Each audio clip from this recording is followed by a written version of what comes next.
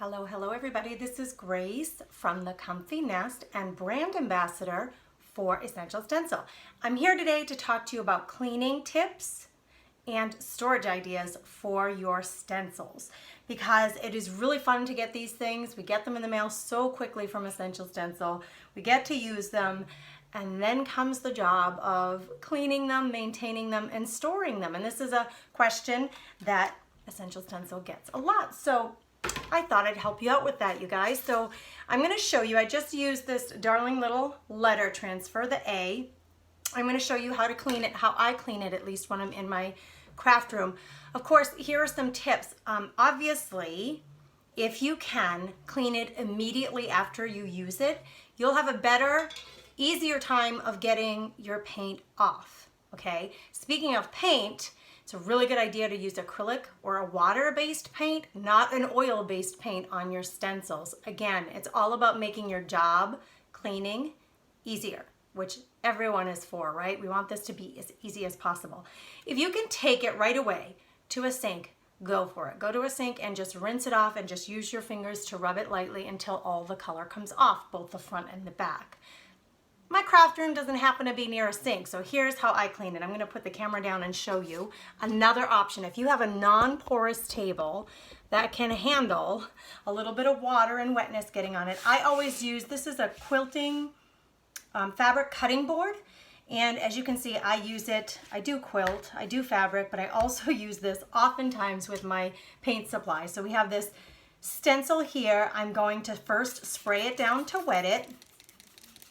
Then I use either a disinfectant wipe or just a shop towel, just like a paper towel. And I just use my finger and very gently rub off your paint. So this is an acrylic paint that I put on here. And I do find it, guys, it's a lot easier to clean if you use a paint that is water-based, or the acrylic paints are really easy to clean off, as opposed to an oil-based paint. So what I do is I give it a good wipe down, and I'm doing it very gently, especially around all these design elements, especially the ones that aren't anchored down.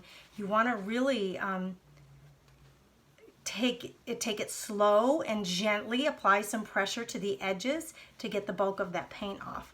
And so I'll do this, I wipe my surface, and I'll do this continuously until I'm satisfied with the amount of paint that comes off of it. Now, how much paint needs to come off and how much doesn't, I guess that's up to you. I don't get overly worked up if there's a little residual color left on my stencil, but I know some of you are more particular, so truly it is up to you. It's your craft room, they're your supplies. I do believe the better we take care of them, the longer they'll last, and they're really an investment. I'm gonna go back over it. You know, of course, this disinfectant wipe has a little bit of cleaner on it, so I'm just very gently going to go over it one last time to make sure I have all that residual acrylic paint off, and check it out, pretty clean. Now I let mine air dry. I suppose you could take the dry part of your towel and go back around it, either with a dabbing like this, just to pick up excess moisture. I wouldn't rub it if you didn't have to over again. Whenever you're rubbing with a back and forth motion, you risk damaging it if you're not very careful. So just take your time and go slow.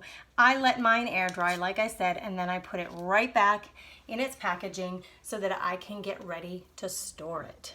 Now, if you don't have a sink nearby and you're in the middle of a paint project, and you know, maybe you'll have 5 or 6 of these because generally you're going to use them to make words, and you have 5 or 6 of them and you don't want to have to keep running back and forth to the sink, or you don't have enough space on your table where you're painting to then have a cleaning station.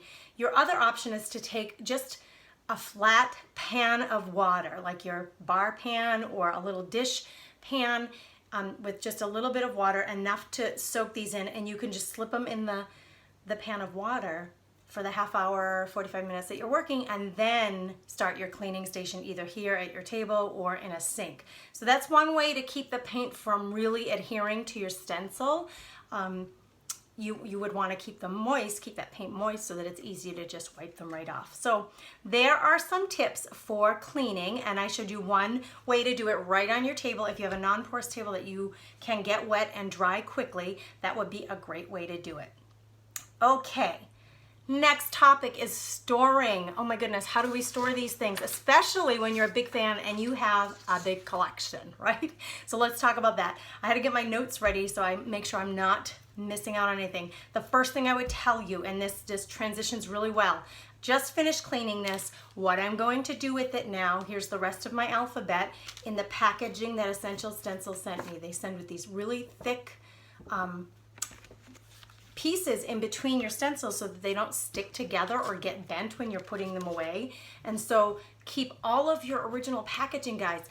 Essential Stencil does a beautiful job with the packaging, really a beautiful job. So you don't want to throw that in the garbage. I'm gonna put this A right back on my set of letters. Here's my original packaging. It has an adhesive closing on it. I'm gonna slip them right back in this packaging.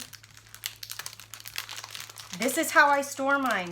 This is the way I do it. Now, of course, you can do it whatever way floats your boat. I'm having trouble getting this corner in, but I'll do it. There it is. You can do it whatever way floats your boat, right? It's your craft room, like I said. However, I'm showing you some tips on how to store these things so that if this can help you solve a problem or an obstacle or a challenge you're having, that's the whole idea. Okay, right back in the original packaging. Packaging is closed tightly. They're protected because they're all together. They're gonna stay clean. So if you don't use this in a year and it gets dusty on the outside, you don't have to worry about your stencils gathering any dust or debris. The packaging Essential Stencil uses is beautiful. It clearly marks everything that is in your package. That's why I suggest you hold on to it. It gives you the name of it. It tells you the size of it. It labels it, and some of them even have a picture of the project that you might do with it. So now that we have it back in the packaging, you're keeping the original packaging, how can we store all these stencils? So let me show you my collection. This is my collection of stencils, and you know, to find a good place to keep these, it can be a little bit of a challenge. Here's the deal. We've got all different sizes. So I've got the little ones, I've got the vertical porch signs, I have some bigger ones in the back, you know, they're bigger and thicker. So let me give you a few ideas of ways that you can store these depending on your collection, because my collection, what I might have on hand, may be different than the collection that you have on hand. Here's one idea for you, and I have 4 different methods that you can use to store them. The first method is to use a portfolio book or a binder. So let me show you what I mean. This is a portfolio book. This one is a 14 by 17, and these come in all different sizes. That's one of the pros of this. If you bought regular, you know, like 3-ring binders at a box store or at an office store, you're gonna be more limited in what you can fit in them. You'll fit your small ones, but you won't fit the big ones. And so I like these art portfolio binders, and I'm gonna turn this camera down again so you can see. I'm gonna open it up and show you. Let's just get one of these out so I can show you how this works. When I open it up, it has these really thin pages already attached to the binder. So it's not like a 3-ring binder that they can be removed. They're permanently attached. I can't add any more. I can't take them out. They're permanently attached. And what I do with these is it has a sleeve on the front and a sleeve on the back. You could easily slip that stencil set into the portfolio page and then flip it over and put another one on this page. So this is a really nice idea because it's compact and these come in a variety of sizes. So that's the pros to it. One of the cons, one of the difficulties is the pages are very thin.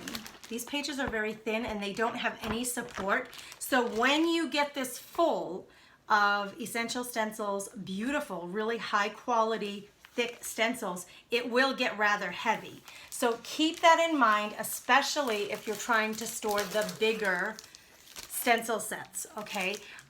This is just one option. Like I said, these books come in a variety of sizes. You can get them at most craft stores. I got mine on Amazon. That's one option that you have, portfolio, books, or binders. Now, why is that a good one? What's the pro? They're easy to access, easy to get. Binders are easy to get, and those little insert sheets are easy to get, those protector sheets. One of the cons is you're not going to fit everything into one binder, and the binder sleeves are so thin that you may struggle, if you want to put them all in one book, you may struggle to carry that around because the stencils are such good quality and so thick that the weight might be a little difficult or challenging for that method. So that's one idea. Second idea, this is one of the ideas that I love. This is one because it's pretty. And I love all things pretty. Okay, second idea, baskets. Okay, baskets. Folks, this is a really easy way to do this. You get whatever basket you like. I had this basket on hand. It's really sweet. It has the like chicken wire on the outside. It has a really solid, it's really solid. It is not one of those collapsible baskets, so you'd want to find one that is solid to stand on its own and can take the weight of the stencils. Then you're just going to take your stencils, and because these stencils are such high quality, because they are so thick, you're going to be able to prop them up in your basket and display them like this. So let me go through. I have this all written down ahead of time to make sure I don't miss anything for you guys. The pro about this is they're super cute. You can find baskets that are really darling. Baskets are all the rage in home decor. And baskets for craft room storage, all the rage. So you can find them in pink and teal and black and gray and stripes and polka dots and metal and plastic, all kinds of baskets. So that's one of the pros. They're super cute. You can find them everywhere. One of the cons of this is that they can be expensive. You know, baskets can be expensive. So if you don't have a big budget for doing this, this may not be the one you want, but they are super cute. The other con, or just the thing to keep in mind, is that the basket that I have, not all of my stencils will fit in this basket. So just a tip, if you choose the basket route, measure your biggest stencils before you head out to the store or you shop online to find your baskets, because these bigger ones, ooh, this is the new set. So sweet. Look at that little set, isn't it cute? This new set is darling, won't fit in my basket very easily. So make sure before you doing your shopping for your baskets, if that's your choice, that you shop for the right size basket and that it's got, like I said, a very solid base and it can hold things up on its own, that it's not collapsible. That's choice 2. Choice number 3. Okay, you guys, I don't know if you've seen this before. I think it's brilliant. There are some pros and cons to this. Let me show you. Hang them up. Hang them up on hangers. Here's a regular pant hanger. I actually took a pair of my husband's pants off of this so I could show you this. I have considered this. I've even done the initial shopping for the hangers because my cupboard here that I bought, it has a rod, a hanging rod. So I could, because I have a hanging rod in my craft room, hang my stencils. I've just never gotten there. Here's what you do. You just take your stencil, you're going to adjust your hanger clips wherever you need them, and you're literally going to clip them on. Would need to be in the middle so that your hanger hangs evenly, but then voila, you have one stencil on each hanger and you can easily sift through them to see what you have for a supply of stencils. So this, pros and cons, hangers are easy to come by, right? Really easy to come by. They're not very expensive. Cons, do you have room for this? Do you have a hanging rod somewhere in your craft room, or do you have a closet in your craft room that has a hanging rod so that you can do this? Is your closet going to be well lit so you can see what you're sifting through? So those are some of the things to think about if you consider hanging them. But I like this idea. Each one gets its own hanger and they're very easy to look through and they hold very well. Most clips do just fine. These clips for the pants that I have on this hanger, they have kind of a rubbery grip on the inside. So that would be nice to have so that the weight of the stencil doesn't pull it through the clips. You want to have really strong clips that have some kind of rubber insert, or I've even seen them that they have kind of claws to hold on to the item. That's just another option for you when it comes to storing your stencils. So that's option 3. Number 4, lay them flat. This is what I've been doing for the longest time ever, you guys. Here's what you do. Here's what I do anyway. I have been doing for the longest time. We'll talk pros and cons about my choice. I keep these big pieces of cardboard that come when I order certain supplies, and they come in the mail. I keep these big boards. I have a stack of them. And then I use these to lay my stencils on. And then I put another one on top. Then I can put a few more. I can put another one on top. They are really easy to carry this way. I can carry them all, and I didn't do it here on the video, but what I do is I coordinate them by type. So I put my Christmas ones in one layer, my other ones in another layer, so that might have Valentine's Day, or there are some Easter and spring ones. Those might go in another layer, and then the general ones that you can use year-round, on the next layer. I like this way. I find it very easy, and I have the space because I have a big shelf here in my craft room that I can just lay this on a shelf. So that is a consideration as well. So the pros of this is it's cheap. It's cheap. Cardboard is very inexpensive. Heck, you could run to the recycling center and pick up some large pieces of cardboard. It is really inexpensive to do it this way. What are some of the cons of this? I think one of them is these little ones, when you put them on there, they may slide around, and you certainly don't want to have a big, huge stack, thick stack, because then the cardboard on top of it is going to bend. That I find to be one of the cons of doing it this way. Another con is, do you have enough shelf space to keep these big pieces of cardboard lying around? I happen to have that shelf space. You may not. So it's inexpensive, but you need to make sure that you have the space to do it that way. So one idea, portfolio books or binders. A second is baskets or bins that you can store them upright. I really like that way too. I may even move to it myself, because what I like about it is that once they're in, just really quickly, you can sift through them really fast. And because Essential Stencil packages them so well, you can see exactly what's in every package. If you're keeping your original packaging, you can see the whole content. So when you're looking for something specific, it makes it easy to find. That's number two. I'm just reviewing them for you. The third one is to hang them on hangers. And the fourth one is to lay them flat. So I gave you some tips on cleaning and maintaining the integrity of your investment that you've made in your stencils, and I've given you some ideas for how to store them. I hope that this was helpful to you, and I hope you guys have a lot of fun doing your stenciling and your crafting with Essential Stencil. Take care.